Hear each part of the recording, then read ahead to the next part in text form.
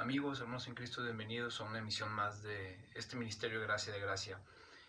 Hoy, hermanos, amigos, tenemos ya aproximadamente 3 semanas, si no es que un poquito más, con esta contingencia que se está presentando a nivel mundial.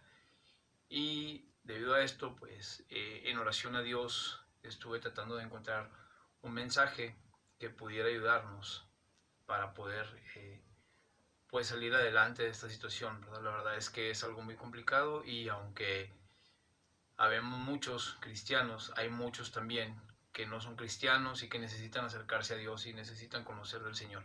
Entonces, hoy quisiera compartirles un estudio que yo titulé el día de hoy, La destrucción de una nación.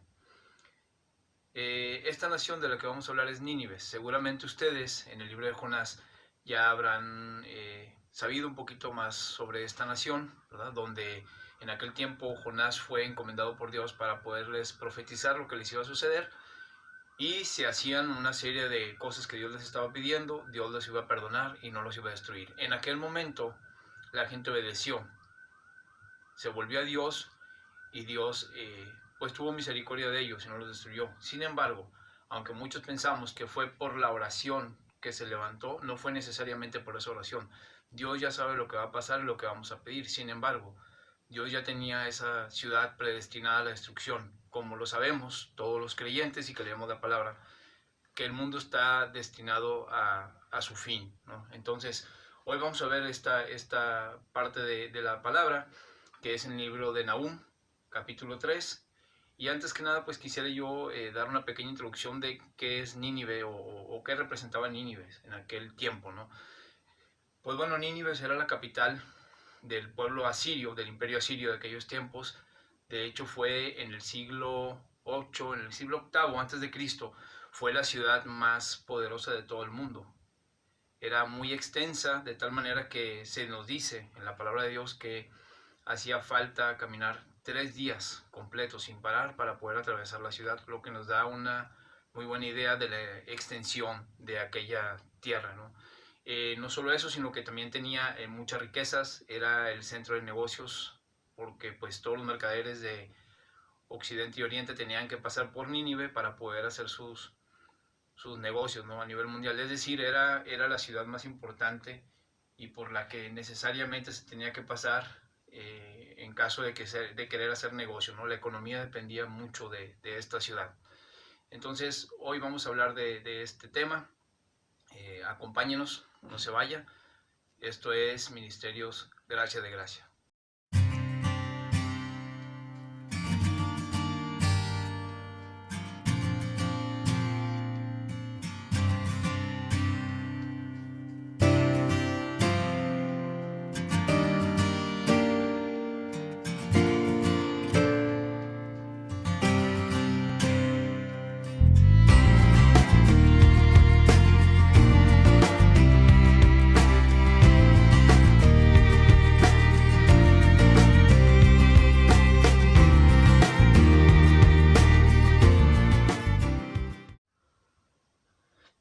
Pues bien, amigo hermano, hoy vamos a hablar de esta ciudad Nínive, que en aquel tiempo, como ya se los mencioné anteriormente, era pues la potencia mundial, ¿no? Era potencia mundial militar y económicamente hablando. De hecho, esta ciudad en su inicio fue edificada por el primer poderoso de la tierra, como nos dice la palabra, que era Nimrod. Si Dios nos permite, me gustaría un poquito más adelante tener un estudio, ¿verdad?, sobre a qué se refiere la palabra cuando habla de los poderosos o el poderoso de la tierra, ¿no? Entonces, vamos a continuar. Vamos entonces a Nahum 3, del 7 al 19, hermanos. Del 7 al 19. Nahum 3, 7, 19. Y dice la palabra de Dios así. Dice: todos los que te vieren se apartarán de ti y dirán: Nínive es asolada. ¿Quién se compadecerá de ella? ¿Dónde te buscaré consoladores? ¿Eres tú mejor que Tebas, que estaba asentada junto al Nilo, rodeada de aguas, cuyo baluarte era el mar y aguas por muro? Etiopía era su fortaleza, también Egipto, y eso sin límite. Fut y Libia fueron sus ayudadores. Sin embargo, ella fue llevada en cautiverio. También sus pequeños fueron estrellados en las encrucijadas de todas las calles, y sobre sus varones echaron suertes, y todos sus grandes fueron aprisionados con grillos.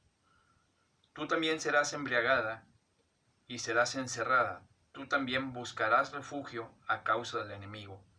Todas tus fortalezas serán cual higueras con brevas, que si las sacuden, caen en la boca del que las ha de comer. He aquí, tu pueblo será como mujer en medio de ti. Las puertas de tu tierra se abrirán de par en par a tus enemigos. Fuego consumirá tus cerrojos. Provéete de agua para el asedio, refuerza tus fortalezas, entra en el lodo, pisa el barro, refuerza el horno. Allí te consumirá el fuego, te talará la espada, te devorará como pulgón. Multiplícate como langosta, multiplícate como langostón. Multiplicaste tus mercaderes más que las estrellas del cielo. La langosta hizo proeza y voló. Tus príncipes serán como langostas y tus grandes como nubes de langostas que se sientan envallados en día de frío. Saliendo el sol se van y no conocen el lugar donde están. Durmieron tus pastores, oh rey de Asiria. Reposaron tus valientes. Tu pueblo se derramó por los montes y no hay quien lo junte. No hay medicina para tu quebradura. Tu herida es incurable. Todos los que oigan tu fama batirán las manos sobre ti, porque ¿sobre quién no pasó continuamente tu maldad? Entonces, quisiera que viéramos de manera individual cada versículo para poder entender realmente qué es lo que le estaba diciendo Dios a ese pueblo en aquel tiempo y qué nos está profetizando Dios a nosotros como su pueblo, como su tierra y como su creación. ¿Ven? Vayamos entonces a Nahum 3, versículo 7. Dice: todos los que te vieren se apartarán de ti y dirán: Nínive es asolada. ¿Quién se compadecerá de ella? ¿Dónde te buscaré consoladores? Dios les estaba diciendo: nadie se lamentará, nadie se preocupará por lo que te pasa. Fíjense nada más qué situación de aislamiento tan triste, ¿no? Era un funeral gigantesco y desolado, ¿sí? De absoluta soledad.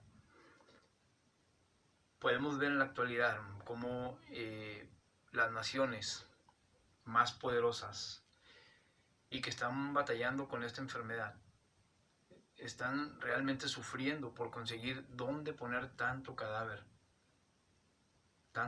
que está resultando debido a esta pandemia.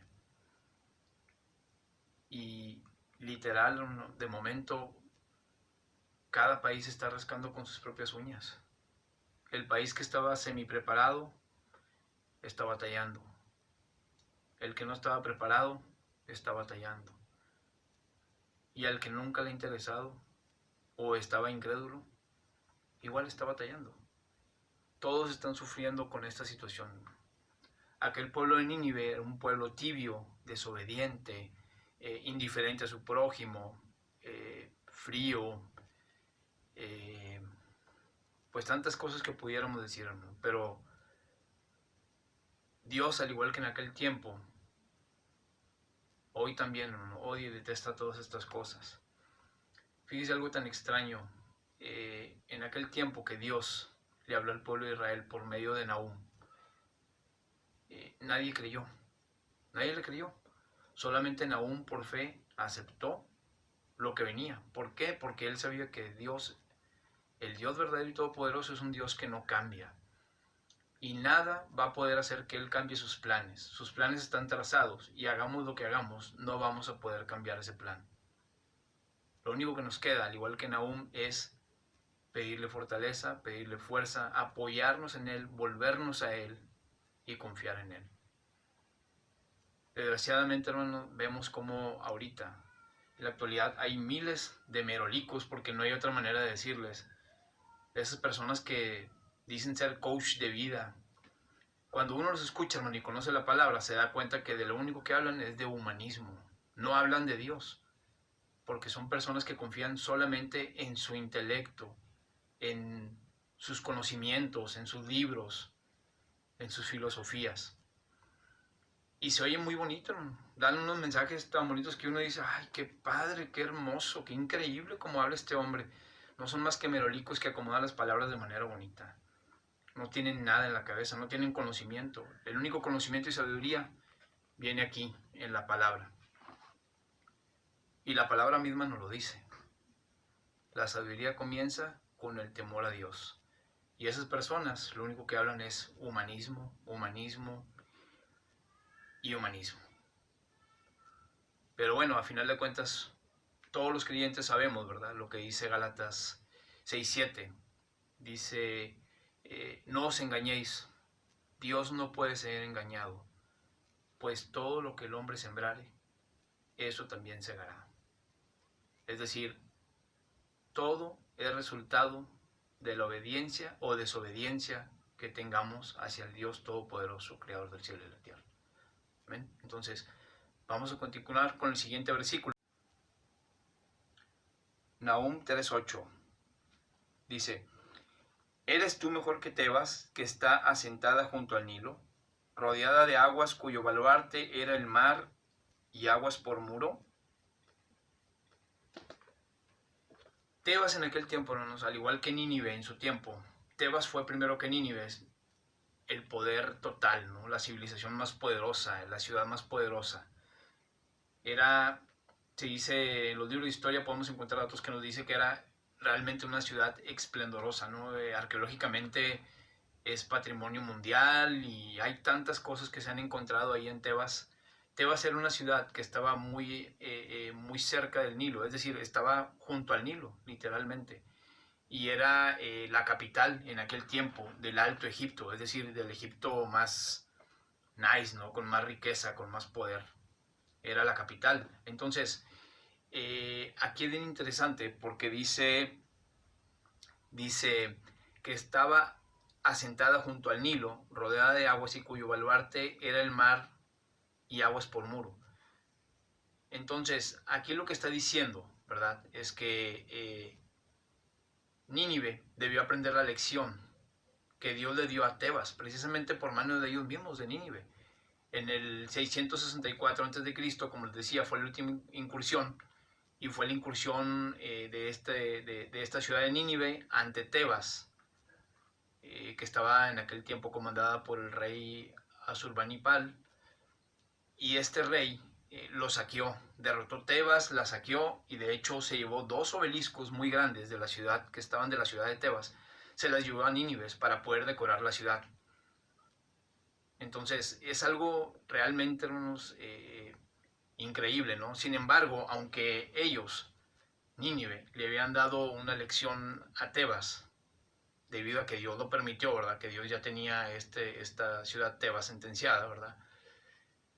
Pues Nínive no aprendió nada, no aprendió nada. Hoy día sucede lo mismo. La palabra de Dios y la historia universal nos permite ver la lección que han recibido algunas naciones, que por haberse deteriorado espiritualmente, Dios las juzgó. En este versículo dice que Tebas estaba rodeada de agua. ¿Por qué dice que estaba rodeada de agua? Porque a final de cuentas Tebas estaba construida cerca del Nilo, y cuando venía la temporada de lluvias, el Nilo se desbordaba, se salía de su cauce y todo el área alrededor de la ciudad se llenaba de agua, pero Tebas no se inundaba. ¿Por qué? Porque Tebas estaba edificada de tal manera que aunque se desbordara el Nilo, lo que sucedía es que era rodeada toda la ciudad por el agua, sin inundarla, de tal forma que esa agua, en vez de convertirse en una amenaza, se convertía en una muralla, porque no permitía que los invasores pudieran acercarse a Tebas. Por eso es que dice aquí en la palabra que estaba rodeada de agua y cuyo baluarte era el mar y aguas por muro, es decir, no tenía murallas, pero el mar mismo eran las murallas para Tebas. Amén. Entonces, aquí, ¿qué nos está enseñando esta fracción de la palabra? Nos está enseñando que Nínive fue la mano o el instrumento que Dios utilizó para darle juicio a Tebas. Sin embargo, aunque Nínive fue quien le dio, pues de cierta manera, el juicio a Tebas, ¿verdad? Porque Dios así lo permitió, aún así Nínive no aprendió. Tal no aprendió que su soberbia creció, su decadencia espiritual creció, su enfriamiento para con Dios creció, su separación de Dios creció, y todo su foco y toda su concentración estaba en sus riquezas, en su poder militar, económico, en su importancia, ¿verdad?, a nivel mundial. Entonces, pues, nos está pasando lo mismo, hermano. Hoy en día al mundo nos está pasando lo mismo. Vemos a las demás civilizaciones en la historia que han sucumbido ante la decadencia espiritual y lo seguimos haciendo todos. Entonces, vamos a continuar con el siguiente versículo. Nahum 3:9 dice: Etiopía era su fortaleza, también Egipto, y eso sin límite. Fut y Libia fueron sus ayudadores. Hoy en día, hermano, también hay muchas naciones que tienen ojivas nucleares, tienen armas de última generación, son ricas, terrenalmente hablando, muchas cosas, ¿no? Que ellos creen que simple y sencillamente están seguros y tienen el control de todo. Eso es lo que ellos piensan, hasta que Dios decide darnos una pequeñísima, milimésima parte de una probadita de lo que es su poder. Y con eso basta para que sepan que no tienen control de nada. No tienen control de nada. Tenemos celulares, tenemos pantallas planas, tenemos computadoras, tenemos la manera de traspasar dinero de una cuenta a otra. Tantas cosas que han inventado. Tienen ojivas nucleares, tienen hasta, me puedo atrever a decir hasta, yo creo que ya están a punto de sacar armas láser, tienen robots que ya pelean por los hombres durante las guerras de manera remota, tantas cosas. Juegan con los virus, experimentan con ellos y creen que tienen el control. Intentan jugar a Dios, pero cuando Dios muestra, como les digo, la milésima parte de la unidad de medida más pequeña que conocemos de su poder, el hombre completo tiembla, la tierra completa tiembla, y nos damos cuenta, y sobre todo ellos, los disque poderosos, se dan cuenta que de poder no tienen nada, no tienen ni poder, ni control, ni conocimiento, ni nada. No somos nada, ni ustedes son nada, ni nadie es nada, solamente Dios es todo. Desgraciadamente, hermano, hoy en día, al igual que esas naciones y que esos gobernantes del mundo, hay muchos hermanos o personas que se dicen ser hermanos, que se etiquetan como hermanos y sin embargo viven una vida completamente de doble cara. Es decir, la manera en cómo llevan su vida, la manera en cómo priorizan sus cosas, sus diversiones, sus pasatiempos, sus costumbres, etcétera, todo eso contradicen de manera espiritual la palabra de Dios. Ni siquiera deberían atreverse a decirse cristianos. Hay otros tantos que pertenecen a lo mejor a otro tipo de creencias, a otro tipo de religiones. Y sin embargo muchos de ellos, sí, ya, todos sabemos que Cristo vino, todos sabemos, no saben nada, ni siquiera leen. No saben qué es lo que contiene la palabra de Dios. Piensan que la palabra de Dios dice solamente, Cristo vino, murió por ti, tienes que amarlo, punto. No. U otros, un poquito menos indoctos o igual, piensan que son dos dioses diferentes, porque en el Antiguo Testamento Dios mata gente y todo esto, y en el Nuevo Testamento no. Te tengo una mala noticia, amigo. ¿A ti qué piensas eso? Dios permite que muera en el Viejo y en el Nuevo Testamento quien tenga que morir de acuerdo a su santo, bendito y perfecto plan. Punto. Te guste o no, no importa. Como siempre le digo yo a la gente con la que nos juntamos a los estudios, si tú, por ejemplo, dices, no, es que a mí no me afecta porque pues eso es para los que creen en eso. Yo como no creo no me afecta, discúlpame. Pero te voy a poner un ejemplo muy tonto y muy sencillo. Si tú ves una franja amarilla en la calle y dices, a mí no me interesa, yo no creo que la franja amarilla realmente signifique que no me debo parar. Si el tránsito viene, te multa. No le interesa a Él si crees o no crees, si vienes de otra nación con otras costumbres, con otros pensamientos, con otras reglas. Te paras en línea amarilla, te levantan el carro y te multan, punto. Así es lo mismo con Dios. Si crees o no crees, a Él no le interesa. Eso no lo va a detener. Dios va a hacer su santa, bendita y perfecta voluntad, te guste o no te guste, en cualquier lugar y en cualquier momento. Amén. Así que hay que tener mucho cuidado. Y si queremos hablar de algo, hay que leer. Pero leerlo de verdad, meditarlo, pensarlo, leerlo a conciencia, a profundidad, no solamente lo que dice por encima, sino estudiar la palabra diligentemente, como nos lo dice la palabra misma. ¿Ven? Entonces, les digo, muchos se dicen cristianos, se tildan de cristianos, pero viven una doble vida. O por lo menos eso es lo que dicen, ¿verdad? Hacen y dicen cosas y después dicen, no, es que ese no es mi verdadero yo. Es solamente porque es show, o es solamente porque es mi negocio, o es solamente porque tengo que ser así aquí. No, señor. Esto no es la vida real, dicen. Te tengo una mala noticia. Estás en la vida real y lo que hagas es real. Perdóname, pero es la verdad. Lo siento. Es real. Así que lo mejor que puedes hacer es apartarte de todo eso y dedicarte realmente a vivir una vida de acuerdo al corazón y los estatutos de Dios. ¿Sí? Si no, apártate, sigue como estás y créeme que cuando llegues arriba, el Señor te va a decir, apartaos de mí, hacedores de maldad. No, pero es que yo siempre fui cristiano, pero es que yo me congregué. Apartaos de mí. No, pero es que hice esto, lo otro, aquello. Apartaos de mí. No os conozco. Y si piensas que estoy equivocado porque quizá te vaya bien, tengas dinero, ganes buen dinero, tengas un puesto, lo que sea, discúlpame, pero eso no necesariamente es una bendición. Si tú realmente estás ganando buen dinero y ese buen dinero te hace que tú tengas que hacer algo en contra de lo que la palabra de Dios dice, discúlpeme, pero eso está siendo una maldición.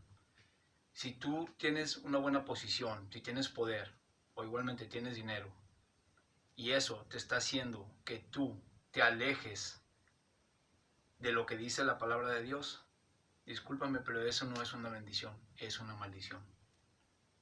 Y no lo digo yo, lo dice la palabra. ¿Quieren saber dónde? Hay que leer, hay que leer. No nada más se aprendan los versículos que escuchan en las congregaciones los domingos. Eso no sirve de nada. Quizá pueda apoyar, pero el verdadero alimento se obtiene en casa, leyendo. ¿Cuándo? Diario. ¿Cuánto tiempo? El que sea necesario. Entonces, no se confundan, no se confundan, ni permitan ser confundidos, porque hay muchas congregaciones que desgraciadamente manejan ese terminito de que no, es que si tú te está yendo mal es que no estás bien con Dios, y viceversa, ¿verdad? Si te está yendo bien es que estás muy bien con Dios, y que no se engañen. Una vez más, Gálatas 6:7, no os engañéis. Dios no puede ser engañado. Dios no puede ser engañado. Sí. Esas enseñanzas son solamente de dientes para afuera.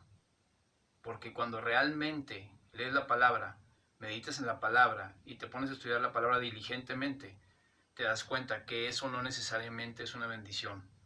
Muchas de las veces, si no es que la mayoría, es una maldición. Y ojo, no estoy diciendo que la gente que tenga dinero esté maldita y la pobre esté bendita. No. Lo que estoy diciendo es que cualquier cosa, dinero, poder, posición, conocimiento, familia, lo que sea que tengan, que los aleje de la palabra de Dios y de los estatutos de Dios, eso es una maldición. No es una bendición. Y discúlpenme, pero es la verdad. Y me disculpo yo por mi parte, no porque la palabra de Dios lo dice y aunque les guste o no, así es. ¿Ok? Entonces, no podemos ser bendecidos cuando estamos fallándole a Dios, cuando estamos desobedeciendo a Dios. Es una aberración. No se puede ser bendecido desobedeciendo. Y para muestra un botón, vamos al principio, Adán y Eva. Ahí está el principio. Dios los bendijo, los puso en el mejor lugar con las mejores condiciones, fallaron, van para afuera. Y debido a eso estamos en este mundo que está maldecido, ya maldito por Dios desde un inicio. Y va a ir de peor en peor, hermano. Usted lo sabe, los que hemos leído la palabra. Los que no, léanla. Necesitan leerla. Esto va a ir de peor en peor. ¿Ok? Vamos al siguiente versículo. Y yo exhorto a esos hermanos, si es que son hermanos, a que se dejen de hipocresías. Dejen de ser hipócritas. Retírense de lo que no es de Dios. Acérquense a lo que sí es de Dios. No se dejen engañar, hermanos. No se dejen engañar. Todas esas doctrinitas que andan por ahí de papel, que tú pides y Dios te da todo lo que tú pidas y todo eso, son puras patrañas, hermano. Son puras patrañas. Hay que leer la palabra. Dios te da lo que Él en su santo, bendito y perfecto plan tiene ya predestinado a darte. Claro, que nosotros tenemos una parte en la que tenemos que hacer las cosas bien para que Dios nos bendiga, definitivamente. Definitivamente, pero eso lo podemos lograr con la ayuda del Espíritu Santo, no sin Él. Así que tengan cuidado. Amén. Vamos a continuar entonces. Nahum 3:10 dice: sin embargo, ella fue llevada en cautiverio. También sus pequeños fueron estrellados en la encrucijada de todas las calles, y sobre sus varones echaron suertes, y todos sus grandes fueron aprisionados con grillos. Aquí pues la verdad es muy sencillo. Lo que está diciendo es que a final de cuentas ellos, es decir Nínive, también iban a pasar por el mismo lugar, iban a sufrir la misma consecuencia, iban a estar en el mismo juicio que Tebas había pasado, ¿no? Eso es lo que está diciendo aquí. Y se está refiriendo a todos, ¿no? Tanto civiles como líderes, como todo. Todos iban a pasar, por eso está diciendo ahí, y todos sus grandes fueron aprisionados con grillos, ¿verdad? Vamos a leer entonces Nahum 3:11. Nahum 3:11 dice: tú también serás embriagada y serás encerrada, tú también buscarás refugio a causa del enemigo. Aquí estaba diciendo Dios que su ira los iba a envolver, los iba a embriagar, iba a ser tanta la ira de Dios que se iba a verter sobre ellos, que iban a desvariar, no iban ni siquiera a poder pensar, se iban a desesperar y no iban a encontrar una solución, ¿verdad? Buscaran lo que buscaran, no iba a haber forma de resolverlo. ¿Ok? Siguiente, vamos a leer Nahum 3:12 y 13. Todas tus fortalezas serán cual higueras con brevas, que si las sacuden, caen en la boca del que las ha de comer. He aquí tu pueblo será como mujer en medio de ti. Las puertas de tu tierra se abrirán de par en par a tus enemigos. Fuego consumirá tus cerrojos. ¿Qué está diciendo aquí, hermano? Simple y sencillamente está diciendo que aún los guerreros más valientes, los más fuertes, los más feroces de Nínive iban a tener la debilidad y la falta de fuerza, de coraje, como si cualquiera de las mujeres que estaban en aquel tiempo viviendo entre ellos se enfrentara a un soldado de los enemigos que venían contra ellos. Es decir, iban a ser débiles, iban a ser fácil de vencer. Por más fieros, más valientes, más honorables que hayan sido, iban a ser completamente y totalmente vencidos, como si no hubiera nada, como si fueran de aire, como si fueran de vapor. Amén. Y lógicamente más adelante donde dice, donde se está refiriendo al fuego, ¿verdad? Sus cerraduras de fuego, está simplemente hablando de que iba a ser tan fácil que iban a tirar las puertas, las iban a derribar e iban a incendiar la ciudad por completo, la iban a dejar en ruinas. Amén. Entonces, vamos a leer el siguiente, que es Nahum 3:14. Dice así: provéete de agua para el asedio, refuerza tus fortalezas, entra en el lodo, pisa el barro, refuerza el horno. Dios les estaba recomendando que se aprovisionaran, ¿verdad? ¿verdad? De manera física, es decir, les estaba diciendo, por ejemplo, donde dice del agua, pues les estaba diciendo prepárense con agua, porque van a tener asedio, ¿verdad? Y van a estar en un lugar, en una complejidad muy grande, porque lo primero que hacían en las antiguas civilizaciones al tratar de entrar a una ciudad amurallada, lo primero que hacían era cortar el suministro de agua. ¿Para qué? Para que tuvieran sed, se debilitaran y de esa manera pudieran entrar. Pero a nosotros en la actualidad, lo que nos está diciendo es aprovisionate de agua, aprovisionate de agua. Nuestra agua es la palabra de Dios, hermano. Esta es nuestra agua, es decir, lee, medita, piensa, estudia de manera diligente, llénate de la palabra, llénate de la palabra. Eso es, ¿verdad? Aprovisionate de agua, llénate de la palabra. Después dice, refuerza tus fortalezas. Nuestra fortaleza, hermano, en aquel tiempo les estaba diciendo a ellos, pues refuerza las puertas, ¿verdad? Pon las puertas a las más seguras, ponle barrotes, ponles clavos, ponles lo que fuera necesario, ¿verdad? Muebles, lo que sea, para que estuvieran fuertes. Sin embargo, a nosotros nos está diciendo Dios, refuerza tus fortalezas. ¿Quién es nuestra fortaleza? Dios, Cristo. Debemos tener nuestra fortaleza mucho más sólida que nunca antes. Nuestra relación con Cristo y con Dios mucho más sólida que nunca antes. Esa es la fortaleza que Dios nos está diciendo que hagamos. A nosotros en la actualidad. A ellos les estaba pidiendo que se fortalecieran físicamente. A nosotros espiritualmente nos está diciendo fortalécete. Que tu fortaleza sea más sólida aún. Es decir, tu relación con Cristo, con Dios, debe ser mucho más fuerte que nunca antes. Amén. Después dice, entra en el lodo. ¿Por qué dice entra en el lodo? Porque si bien es cierto, ellos les estaba diciendo entra en el lodo, o sea, camúflate, ponte lodo, escóndete donde puedas, ¿verdad? A nosotros nos está diciendo entra en el lodo. El pueblo de Israel, para poder edificar lo que le estaba pidiendo el faraón en aquel tiempo, primero tenían que entrar en el lodo. Entraban en el lodo a manera simbólica de que estaban dispuestos a cooperar con el faraón para hacer lo que él necesitara hacer. Amén. Entonces a nosotros nos está diciendo Dios, humíllate ante mí. Muéstrame dependencia. Muéstrame que realmente estás dependiendo de mí y estás confiando en mí. Amén. Eso es lo que dice ahí. Ahora, después de ahí, más adelante dice, pisa el barro. ¿Por qué dice pisa el barro? Porque ya que estamos en el lodo, ya que nos humillamos, ¿verdad? Ahora nos toca construir lo que Dios nos diga que construyamos, que es nuestro espíritu. Construir nuestro espíritu. En aquel tiempo le está diciendo a ellos, pisa el barro, ¿verdad? O sea, prepara material, prepara más material, porque vas a necesitar más material, ¿verdad? Sin embargo, a nosotros Dios nos está diciendo, pisa el barro.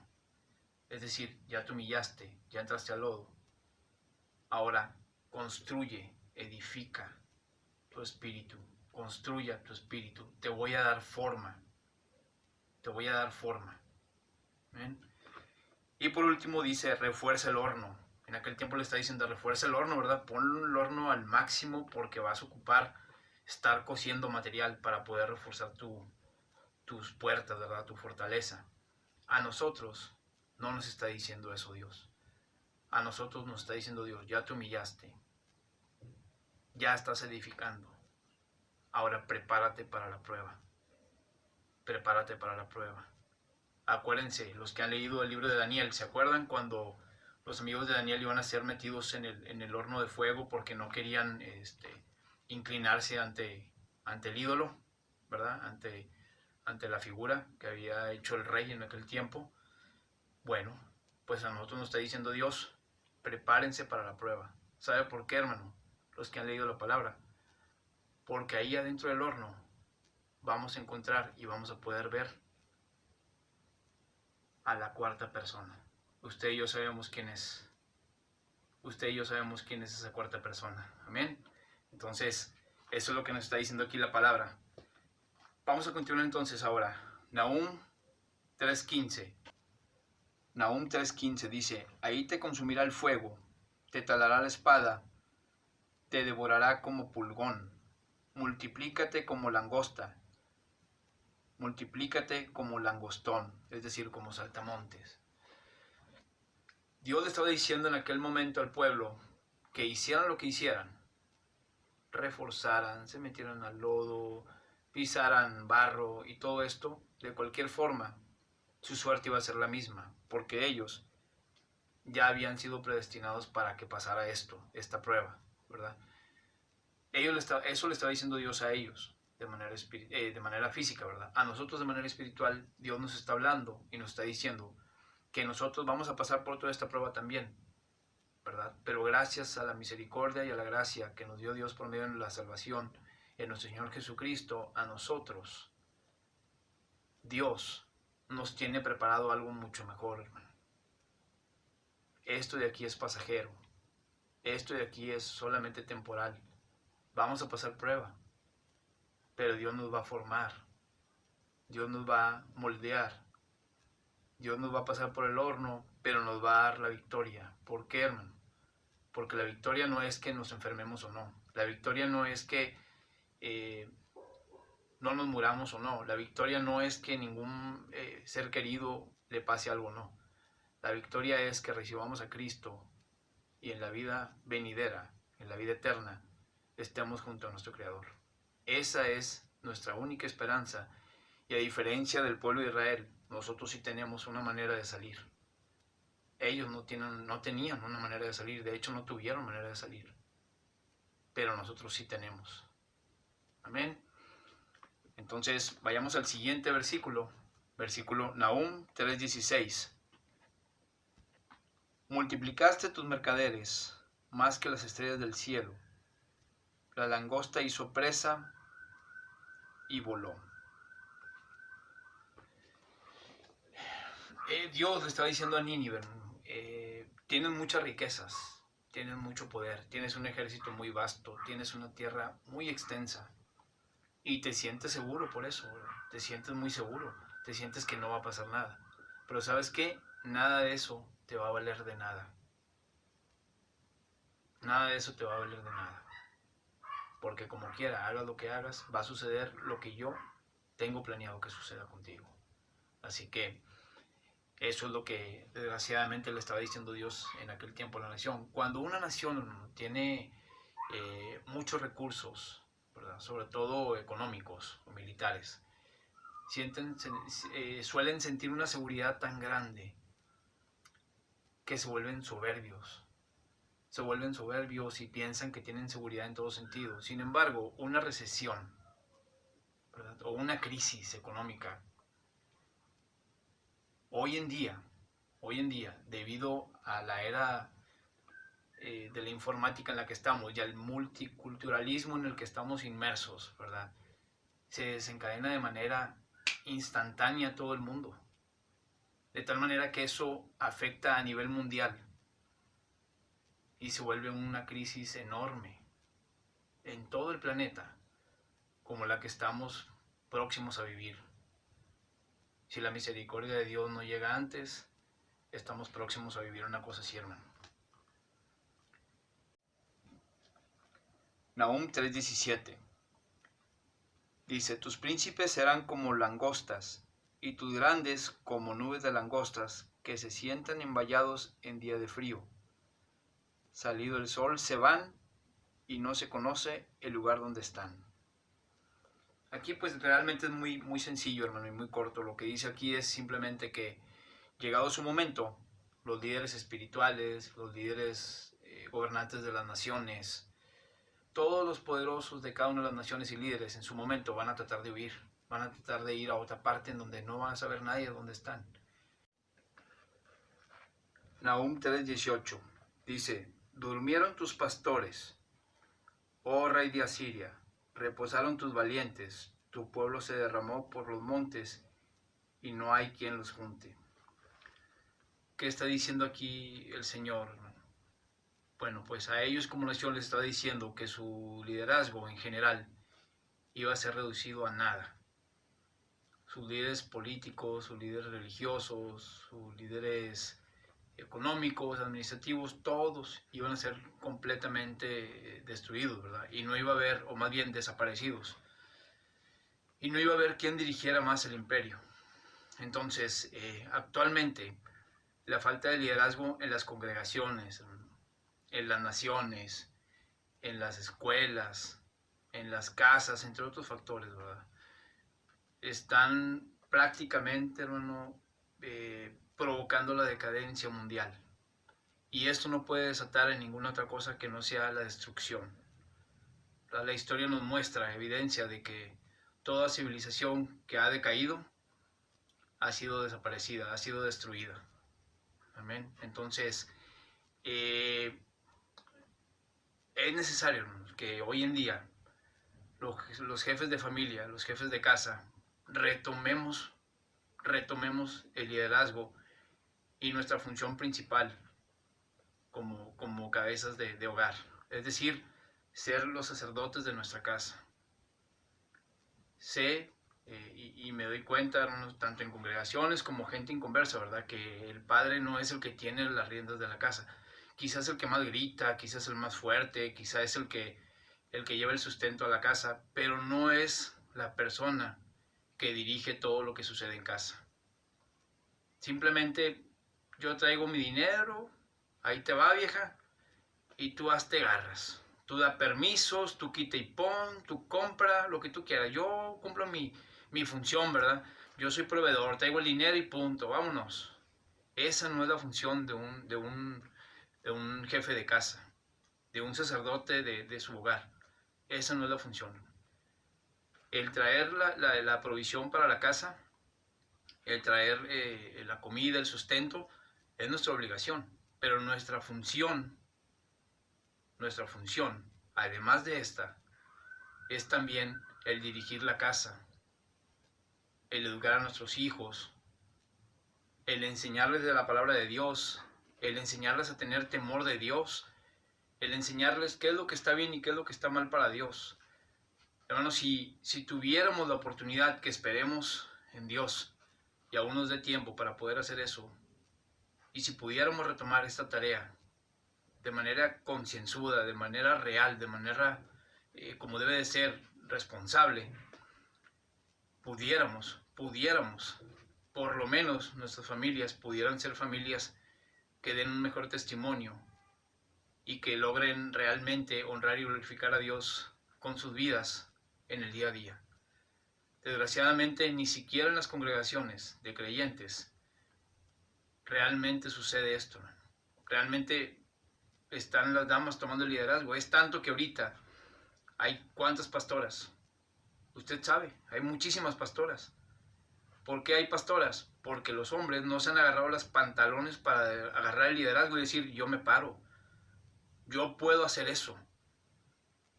Y desgraciadamente, como Adán se hizo a un lado y permitió que Eva tuviera la prerrogativa, la iniciativa, así también está sucediendo en la actualidad. Y estamos permitiendo que esto suceda no solamente en las congregaciones, sino en todos los ámbitos. Y eso nos va a llevar, desgraciadamente, a la ruina. Y no porque las mujeres no sean capaces, no. De hecho, las mujeres son muy capaces. Pero simple y sencillamente porque su rol, de acuerdo a lo que dice la palabra de Dios, no es ese. Es nuestro rol, es nuestra responsabilidad. Pero ellas se tienen que levantar porque nosotros no estamos haciendo lo que debemos. Amén. Entonces, espero y Dios nos dé la oportunidad, hermano, nos dé tiempo para poder resurgir esto, tomar nuestro liderazgo en casa, convertirnos en el sacerdote de nuestros hogares, cada uno de nosotros. Pero a ver si Dios nos da la oportunidad, ¿verdad? Porque la verdad es que con lo complicado que está ahorita la pandemia que estamos viviendo, ¿verdad? Sinceramente no sabemos qué es lo que vaya a pasar. Si la tendencia sigue así como está, si sigue la tendencia de la pandemia como está, créame que el mundo entero se va a sumir en una desestabilización no solamente económica, sino también social y de seguridad, sin precedentes. De tal manera que los que hemos leído la palabra de Dios sabemos que esto va a dar pie a que tenga que surgir alguien para que meta orden a nivel mundial y pueda dirigir a todo el planeta de manera, pues, vamos a decir inteligente, ¿no? Que realmente no va a ser inteligente, sino va a ser de acuerdo a su plan. Usted y yo sabemos que estoy hablando del anticristo. Desgraciadamente esto va para allá, hermanos, y sigue así. Y le digo, no lo podemos evitar. Porque si se pudiera evitar, entonces Apocalipsis diría, todo esto va a pasar siempre y cuando no oremos a Dios pidiéndole que lo cambie. Eso no va a pasar, hermano. Eso no va a pasar. Créame. Créame. Lo único que podemos hacer, como le digo, es confiar en Dios, creer en Dios, creerle a Dios y pedirle que nos dé fuerza y sabiduría para hacer lo que tenemos que hacer de acuerdo a su plan. Amén. Vamos a leer entonces el último versículo. El último versículo es Nahum 3:19 y dice, no hay medicina para tu quebradura, tu herida es incurable. Todos los que oigan tu fama va a tirar las manos sobre ti, porque sobre quien no pasó continuamente tu maldad. El pueblo de Nínive practicaba el pecado, y Dios sabía que iba a seguir practicando el pecado, de tal forma que ese iba a ser su estilo de vida. Por tal motivo, ¿verdad? Dios decidió darles este juicio, hacerlos pasar por este juicio, ¿verdad? Hoy en día hay miles de teorías conspirativas que se manejan. Hemos escuchado desde que Estados Unidos lo organizó, China lo organizó, otros dicen que los Illuminati, otros dicen que extraterrestres, y hay un sinfín de teorías conspirativas, hermano. No sabe usted, ni tampoco yo lo sé. Nadie sabe realmente si es que es o no es una u otra. Pero le aseguro algo, Dios sí sabe. Dios sí sabe. Y Él tiene el control de todo esto. El plan ya está trazado. ¿Sí? La decisión de Dios ya está tomada de antemano. Y nada ni nadie lo puede cambiar. Créame, no hay nada que podamos hacer que lo pueda cambiar. Solamente podemos pedirle a Dios que nos dé fuerza, fortaleza, sabiduría, y sobre todo los que no conocen a Dios, mi oración es que la gracia de Dios los alcance para que puedan venir a sus pies. Y quizá hay algunos que piensen que Dios es injusto, ¿verdad? Porque está permitiendo que suceda todo esto y no está haciendo nada. Pero como le digo, su plan ya está trazado y no lo va a cambiar. Al igual que en aquel tiempo, Dios era un Dios de amor, pero la palabra nos enseña que también es un Dios de ira cuando le desobedecemos y faltamos a Él. De esa misma forma, como era un Dios de amor en aquel tiempo, va a ser un Dios de amor y sigue siendo un Dios de amor hoy en día, aunque permita que esto trascienda. Porque Él ya tiene el plan trazado, ¿no? Y Él conoce su plan. Y como dice la palabra, sus caminos no son nuestros caminos. Y nosotros nunca vamos a poder comprender lo que Él está haciendo y por qué lo está haciendo. Amén. Entonces, hermano, amigo, que nos está escuchando, lo único que me resta decirles es que al final de todo, hermano, al final de todo, pase lo que pase, cuando estemos allá arriba, frente a nuestro Señor Jesucristo, lo importante no va a ser si usted conoce a Cristo o no. Todo va a radicar en si Él lo conoce a usted o no. Amén. Que Dios lo bendiga. Que la fortaleza de Dios sea sobre ustedes, que su gracia los cubra. Y hermano, pues no nos queda otra más que seguir orando a Dios para que nos dé sabiduría, fortaleza. Aprovechamos este tiempo, porque si salimos de este, hermano, vamos a necesitar más que nunca tomar ese liderazgo de sacerdotes de casa, como Dios nos lo manda en su palabra. Lea la palabra, medita en la palabra, estudia la palabra. Que Dios los bendiga y espero tener una siguiente oportunidad para compartir con ustedes.